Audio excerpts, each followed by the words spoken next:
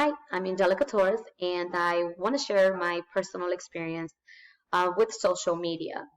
I currently have an Instagram account, I have a Facebook, a Snapchat, and now a Twitter account, but I don't really use my Facebook or Snapchat. I just felt that with one social media account, it was kind of enough. Um, to me, the whole purpose of social media is to kind of highlight special moments in your life. So I'm not a big poster. I'm not big on posting, but I usually just post for like special events, holidays, birthdays, stuff like that. So I cannot really say I'm having symptoms of social media addiction. I do see social media addiction in people around me though, from friends to even my daughters. They're so little and they're just obsessed with the media and technology and just watching something all the time.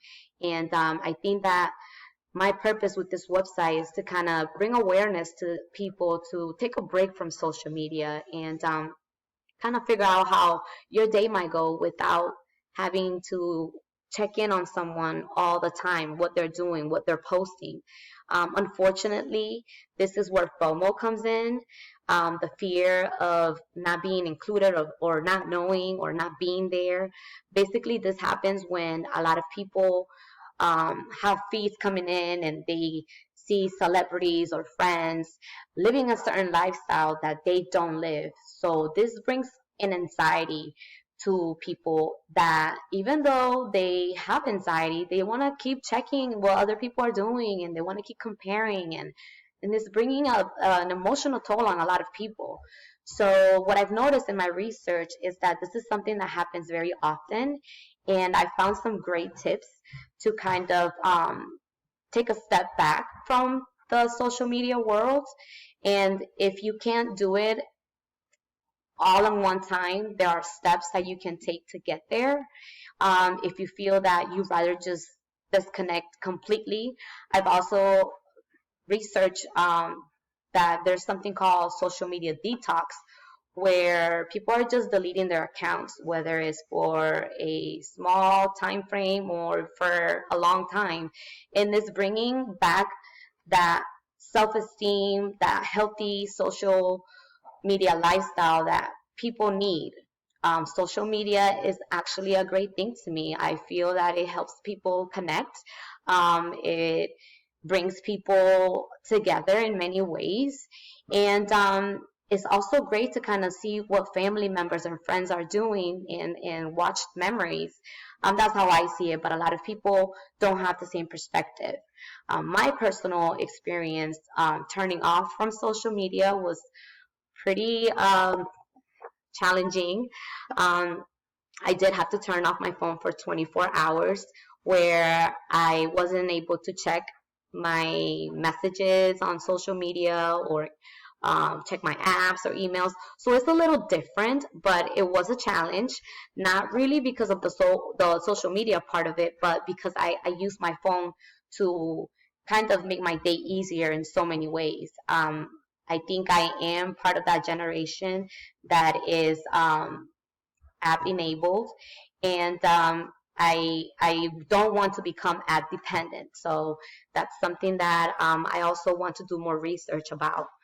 But back onto my social media experience turning off, I didn't feel any anxiety for not turning on my phone and checking what was happening around the world with other people. Again, my issue was more not being able to access certain apps that just make my day easier. Um, I do want to talk about a friend of mine who does use social media a lot, and she's got about 17,000 people following her.